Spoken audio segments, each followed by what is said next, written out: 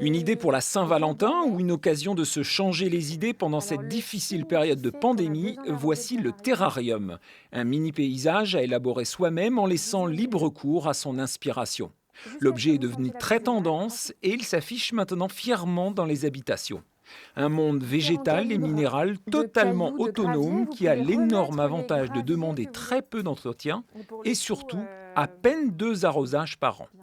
Le terrarium devient autonome grâce à la lumière et au fameux principe de photosynthèse, donc les plantes produisent de l'oxygène. Et la condensation qui en ressort, qu'on peut voir, alors là on ne les voit pas sur les modèles là, mais oui voilà.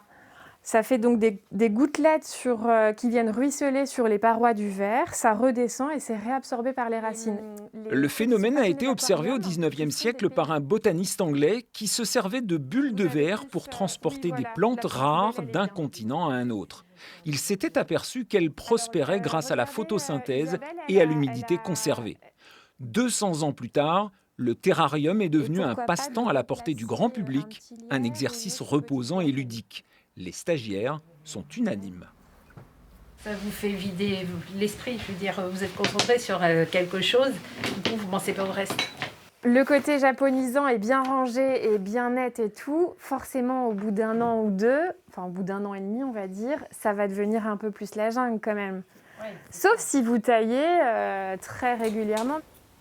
Les autres plantes, alors vous pouvez mettre des petits phytonias qui donnent un petit peu de couleur au terrarium. Outre le plaisir visuel, le terrarium enrichit les connaissances botaniques et fait voyager au travers des forêts du monde, une escapade à moindre frais.